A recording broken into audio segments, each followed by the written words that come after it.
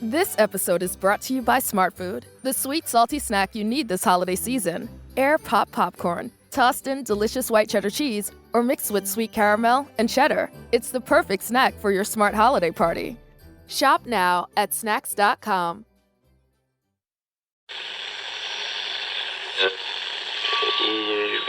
Empire.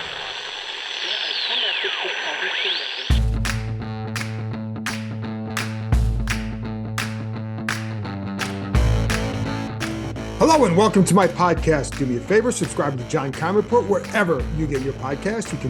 You can watch us on YouTube as part of Empire Media, AMPIRE. When you're there, hit that like button, hit that subscribe button.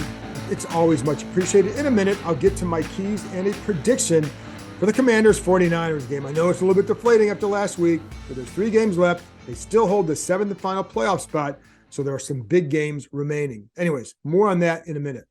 Let's start with an injury report that we got on Thursday. First of all, defensive end Chase Young, as I'm sure you know, will play on Saturday. He'll be limited to about 12 to 16 snaps. That's what Ron Rivera has said consistently since he started practicing back in November. So what impact he'll have, I don't know. But the fact that he gets out there is a good sign for him and for Washington. He will not be what he was right away. That's just going to be asking way too much coming off not only the torn ACL, but also the ruptured patellar tendon. That's a big, the package of that is a big deal. So it's a difficult road to come back from.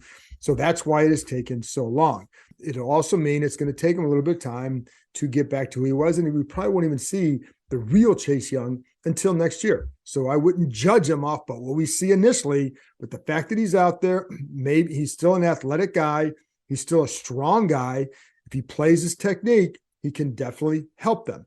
The thing I'll get to some more of that. I'll get to more of what I think he can't do in a few is part of one of the keys. But I do think one thing he also brings, and the one word you hear a lot with him is energy. Charles Leno, every time you ask him, what does Chase Young bring? That's the first thing he's going to say is energy. And that's not just to the defense, but to the offense. And so I think that's obviously something that's good coming off a tough loss. You always more energetic guys, the better. So that's number one. Number two, safety Kam Curl is questionable with an ankle injury. He did not practice on Thursday. This is going to be a game time decision, and it would be a big loss for Washington. And, so again, there's definite concern about his availability. I talked about this on the podcast Thursday.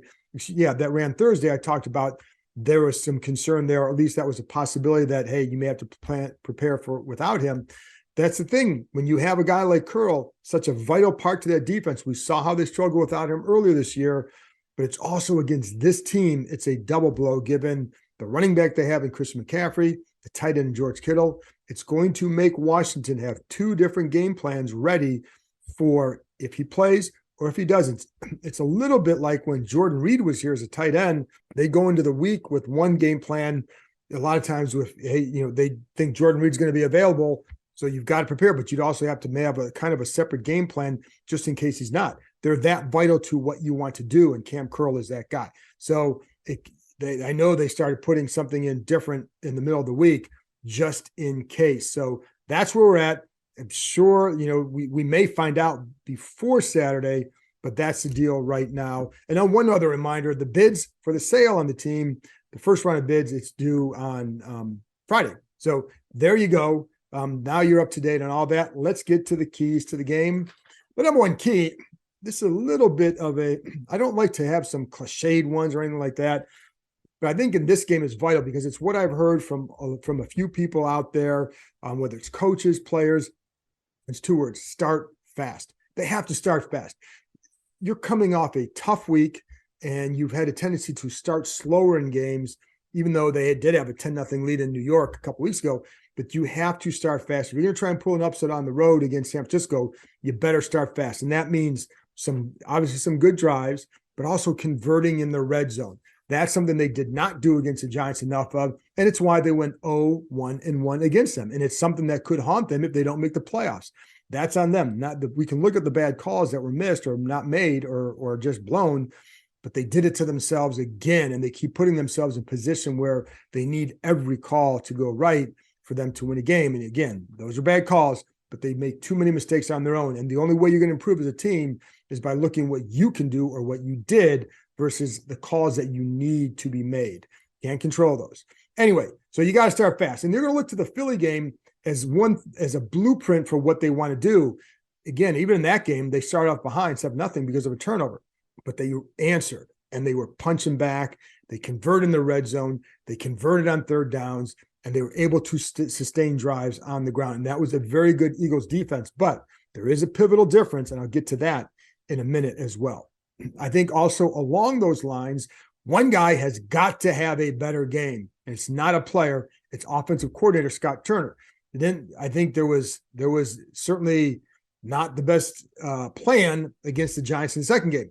And it was, the adjustments weren't there as well. The one drive where I thought was fantastic was the first drive after halftime where they came out, they scored some throws to Terry, but everything was off play action. They ran the ball well in the first half. The run game was pretty good. The problem with it was not being able to stick with it. Some of that was game situation. The defense they needed to force more 3-and-outs in that second half. The Giants controlled the ball in that second half, but Washington also kind of went away from Brian Robinson. And then you sometimes get a little bit, it's 3rd and 3, Brian Robinson. It's inside, you're in the red zone, start getting the ball more to Brian Robinson. So I think you're going to see a concerted effort to do that, more, but Turner has got to help produce. It's not all on him. You got to see the line's got to protect. Quarterback's got to make the decision in the red zone, especially. But there is a lot that is on the coordinator, and it can't just, so I think he's got to do a better job in this game. There's going to be pressure on that for that to happen. Well, I thought Wink Martindale did a great job as a Giants defensive coordinator against them last week. Can't have the same thing. And one thing, by the way, just a little aside, one of the things the Giants did very well is they didn't play. Wink Martindale always plays man coverage. They didn't play a lot of man last week. There's a lot of zone that was disguised as man, and that I think they were able to jump some slants because of that, or prevent some slants from being thrown because of that coverage. You'd see a guy looking like he's a man, then you're dropping and you're cutting off that pass. So they never really adjusted to that. I think that was a problem. So they've got to do a better job there. Anyways, and you can look at play action. I know play action is something that these guys want to do more of. The Niners also happen to be very good against play action. I think they might be they're one of the best teams in the NFL at defending play action. However, it's going to be part of their game, and I'll get to more of that in a minute. And part of the reason for starting fast too is put some pressure on Brock Purdy. That kid's been playing nice, fast, and loose. Put some pressure on him. Let them play from behind. Put it in his hands more, because when it's not, and Kyle Shanahan's controlling the game with his play calls, it's going to be a problem. So that's, again, another reason. But I think coming off that game from Sunday night, there was a hangover from that game. And, you look at that Philly game, well, they were coming off the Vikings game too. And so, which was a loss and a bad loss. But I think there's a difference this time, and we'll get to that when I get to my prediction. Anyway, there you go. By the way, in the red zone, and again, this is what you have to do to start fast. San Francisco is 26th in the NFL in defending the run, in yards per carry allowed in the red zone. So that's got to be a key. Brian Robinson has run the ball one time in the red zone, one official carry in the red zone this season. And that was, and he gained 2 yards, had a touchdown the other day, should have counted. We know that, but according to the rest, it didn't. So really one official carry, 2 yards, that has to change. That's the guy who's going to give you the power. He's going to give you some energy with his runs, get him more involved down there. So I think that's something you could see as well, because here's the other thing. If you don't start fast, there are going to be some changes here, whether it's Taylor, obviously on the field, you're not going to change anything beyond that. And that's all I'm talking about right now. But if you're not succeeding in the red zone, and if you're falling behind at halftime, then I think Taylor Heineke gets that first drive of the second half. And if it doesn't go well, then I think we're going to see Carson Wentz. So anyway, all the reasons why they need to start fast. And, anyway, there you go. So number 2, run at him. The 49ers are a really good pass rush team. Nick Bosa is a premier pass rusher. Eric Armstead inside is a very dangerous pass rusher inside. So it's just a very good player inside. So the best way to combat that, you're going to want to run at them. And that's one thing they've done against some other pass rush teams like the Eagles. That's where that blueprint comes in. A big difference here is that the 49ers are much better defending the run than the Eagles were when Washington played them. It's not just the defensive line. That back seven plays well. The linebackers are terrific. So this front is very good against run. The 49ers do not give up many explosive runs. In fact, they have given up the fewest amount of carries of 10 or more yards this season. It's only 20. The next best team, 29. So they're that much better than everybody else in that area. And it goes back to the linebackers and the secondary. They're just very, very good. Because if you're not getting explosive runs, it's not just the line, folks. It's what the line allows them guys behind them to do. But Fred Warner, Dre Greenlaw at linebacker are just really good, especially Warner, but they're both really good. So why do I say that? Because that's where you're going to have to do it. And I do think Washington has been running the ball pretty well inside. Continue with that. Robinson's in a good rhythm, has had 3 really good games in a row running the ball. So you're going to have to stay committed. And one thing that teams haven't done against San Francisco is stay committed to the run. Some of that is score. They've won 5 of their last 7 games by 10 or by double digits. So they have forced teams to abandon the run because of that. And I think the other thing that the 49ers do is because they can score also, and they can score quick, but they also can control the ball, that it forces other teams to do something when they have it. But I do think Washington needs to be able to run the ball at them. You need to put yourself in some third and short situations. The 49ers defense is just not as good on 3rd and 4 or less as they are 3rd and 5 or longer. That's just the fact. So, and most defenses aren't, but I think with the Niners, if you're looking for weakness, or not weakness, but what you need to do, well, you need to get in 3rd and short. The problem is that Washington's pass game in 3rd and short is one of the worst in the NFL. So that's not good. And it's actually pretty bad. So that's a problem. But you got to do that. And you got to be able to control the ball. Obviously, no turnovers. We know that. That's always a given. The other thing along with that is 49ers play quarters coverage. So one way I think they're going to attack is look down the middle, some post routes, getting inside. So don't be surprised if they get a couple shots to Jahan Dotson in those situations and dial some things up that way. But that's definitely something I think to look for, because that's something that the 49ers do, and it's something that I think that they're going to try and take advantage of when they can. But again, it starts with you got to put yourself in good situations. You cannot have Nick Bosa running against these tackles one-on-one in 3rd and long situations. It's a wrap, because he's going to win more often than not. And obviously you can do some things like chipping them or helping at times. Sometimes I know with the Giants, they want to spread them out to take away some of that blitz look. I think with this team, you're going to have to help. And because I just don't think these tackles, I think it's going to be tough to hold up against this pass rush. And I think one of the problems is when you watch what happens with the pass rush, and I'll get to this in both Brock Purdy in a minute, but you get that pocket that just isn't great for Washington. So even if you're not getting sacked, if you're getting pinched and the guards are getting pushed back, you're not creating beneficial lanes for Heineke, whether to throw or even to escape at times. So that's one thing that I think you're going to have to change in the offseason is build a stronger line. Anyway, can't do that for Saturday. So it's just something that, you're going to have to run the ball well. There you go. The other thing is with Terry McLaurin, he's going to be going up against Charvarius Ward, corner, who's very physical. And when you watch Ward, he's got a little bit of Darius Slay in him with the way he handles his footwork, but he's more physical at the line, going to use his hands a lot at the line. So for McLaurin, the trick will be getting off the line quick. And you saw him against Slay. He doesn't mess around with his feet. You can't sit there and dance like that against him, because if you do, as soon as you come off, he's going to jam you, and then the play's over for you. Your timing is way off. So the trick for against Ward, make your move, go get those hands off and get in your route.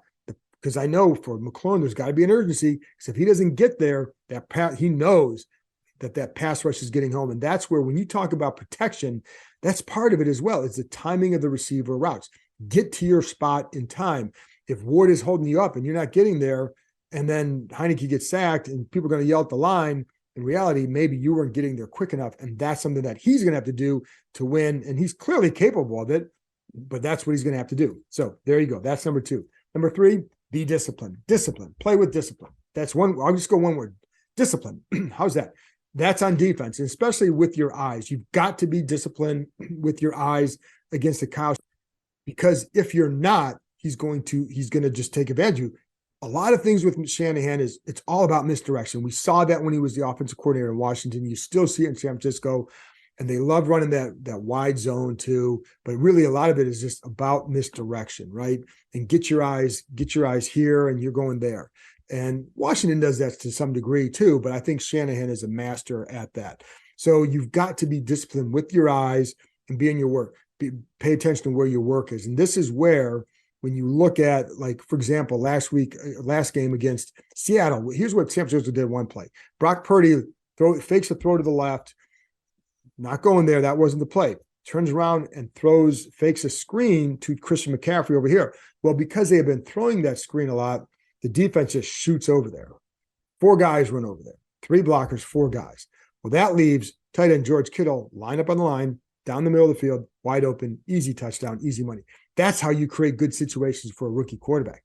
So that's where I say you've got to keep your eyes on your work and be disciplined with it, because if you're not, you're going to hurt. That's where not having Curl out there would really hurt them, because he is very good at being disciplined and just knowing where he's supposed to be. Same with Derek Forrest, who's playing the back too, especially. So those two together are very good at that. So if he doesn't play, then you're going to look at Percy Butler or even at times Jeremy Reeves. But, I think Butler would play more, and you go to those 3 safety sets, it's a little bit different dynamic now. And does he get fooled or not? He's got the speed. We know that. He likes to hit. We know that. But can he be as disciplined when against this kind of an offense? That's what we'll see if Curl doesn't play. The other thing is with the run game, when you're going against that run game, the discipline part too comes up. You can't get upfield too far too fast, because if you do that, now listen, you want to disrupt the play, right? Of course you want to do that. But if somebody's getting up way too fast or too high, then what Kyle Shanahan is going to do is call some cutback runs. That's what he's going to do. So they know they have to play a little bit more horizontally, maybe setting the edges, keeping those gaps and shutting down Chris McCaffrey and putting the game in Brock Purdy's hands. So that's, McCaffrey's been really good the last 2 games. I think 227 of his 550 some rushing yards at the Niners have come in the last 2 weeks. So he's hurting teams more running the ball versus catching the ball. He hasn't made a ton of damage there. It's all been running. So so that's why, that's another reason why you've got to be disciplined with it. And here's where Chase Young, the one thing that I would want to remind him if I'm a coach is, again, he's going to be limited with the snaps, but when you're in there, don't get over anxious. Don't be so intent on trying to get out there and make 20 plays in one snap that you get over anxious and they take advantage of you. So you've got to play within the framework of the defense. Otherwise, they're going to exploit that. So I think that's something to watch as well. And the one thing that Shanahan does do, again, going back to the pocket, he creates a good pocket for Brock Purdy. Sometimes it's the way you move him a little bit, but it's also done by play action. It's also done by some of those fakes, and just, so he does a good job with that. And it gives Purdy some time and comfort in the pocket. Because if you can get to him, when you watch him, where he starts to get in trouble, you'll see him throwing flat-footed, not getting his feet around when there's some pressure in his face. Now, I've seen him complete some of those throws, but that's how you want him throwing the ball. Make him make a good throw off that. It's a lot tougher. And maybe you can make a play off that. That's what you have to do. You get him a little bit, maybe puncture that confidence a little bit early with some of that pressure. But that's, anyway, so that's what Shannon can do. But it is why you've got to be very disciplined with your assignments, because he will take advantage of that. The other thing is, again, going back to the whole thing with McCaffrey and the game plan, if they don't have Kam Curl, then you're going to have to do something else with McCaffrey. I think the one thing they like about Curl is his versatility. He can cover backs. So I'm guessing that he was going to cover McCaffrey, or would cover him if he's out there. So then what do you do if he's not? Is it Jamin Davis? Probably. He's got the speed. He can do stuff like that. So I think but it does alter how you do things. And they did a pretty good job against McCaffrey last year when he's in Carolina, held him in check. He still had over 100 yards, more than 100 yards from scrimmage, but they won the game. But the difference here is he's with a better team and he's with a better play caller. And so, it's going to be a challenge here. He will run outside. He will run inside. And Kyle Shanahan is very good at giving you similar looks with enough different action in the run game, and whether it's the alignment of the receiver block, who's going to block. Like, for example, Ayuk, one play, he had back-to-back plays in one game where it's a little pitch toss sweep to the left, where the first one, McCaffrey cuts back. Ayuk is more of a tighter split. He's going to go downfield and block. The next play, he's got a little bit of wider split, but he's going to crack. And so, but he still gets there, and the blocking, they're very good with their execution. And McCaffrey turns the corner and gets like 15 yards. So, but he gets you that little doubt in your mind. Well, the previous play, he cut back. What are you doing now? But a little bit of a subtle change, and it allowed him to get outside. Those are the things that he does, which again is why you have to keep your eyes on your work. So but he's the guy you got to stop and put the game in Brock Purdy's hands. If you do that, yeah, you can have some success. I mean, this is not, we've already seen them go to a tough place to win and do so. So in Philadelphia, they can do it. They played Tampa last year and they beat them. So, things can happen, but it's going to be a tough one. But there you go. That's what they have to do. Those are my keys to the game. Now a little bit of a prediction. Like I said, they're coming off a very tough loss. I think there was a little bit more of a hangover with that loss than for some other losses here. They had to look at that as a game that they needed. They knew they needed to win. You had what you wanted at home. You had everything going for you. You had 2 weeks to prepare, and you could only manage 12 points, and you couldn't win at home. That's really bad. There was a hangover from that. So how long it lasted, we'll find out. I don't think by the time we're in the locker room, they seem like their old selves. I don't think it carried that far into it. But I'm sure that Monday and maybe part of Tuesday that it was difficult for them to kind of move forward a little bit, even though that's what you have to do. So, and I brought up the Minnesota game earlier this year because that was a crushing loss as well. They blew that game. Then they were more in control of that game and they blew it. So, and then they had to go on the road the next week to play at Philadelphia. The difference is they had an extra day. That was a Monday night game. So I think that helped them kind of get over those, kind of lick their wounds a little bit quick, do that and get over it a little bit quicker. This is tough. You're going on the road to the West Coast, short week against a team that is coming off a long layoff. They had the Thursday night game, so they're rested, they're ready. So, and I think Purdy's getting a little bit healthier. So they're in a good spot. Makes it tougher. That's why, what I say about running the ball, San Francisco is a really good run defense. It's just a really good defense in general. I have a lot of concerns about what Washington's going to be able to do against that defense. And, one thing I know, again, I brought up Carson Wentz. Will he end up playing? Well, I think if it's not going well, then yeah, he is. If they're moving the ball and not scoring in the red zone or converting, then I do think he goes in, depending on the score of the game. If they're not moving the ball and they're down by 10 or 12 or 14 points at halftime, then maybe Heineke gets one drive in the second half, and then I think you see Carson Wentz. So what happens? Well, I think Washington loses. San Francisco wins. I'm going to go 24-10. I just think this is a really tough matchup. The Niners are playing it really well.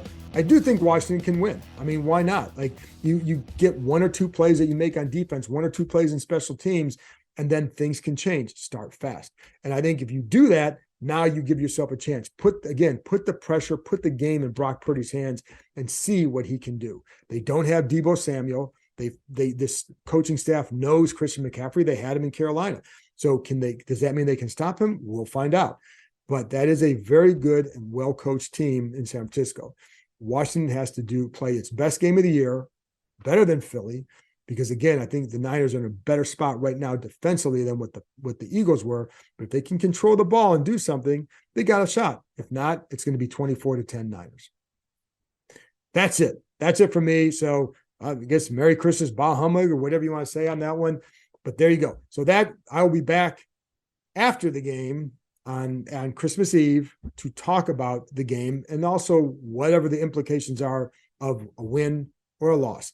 And just know they have two more games after this. I think they can win both games. And you do that, and I still think 9 wins gets you in. And then we go from there. But anyway, that's it for me. Have a Merry Christmas, Happy Holidays, and I will talk to you after the game. So I will talk to you next time.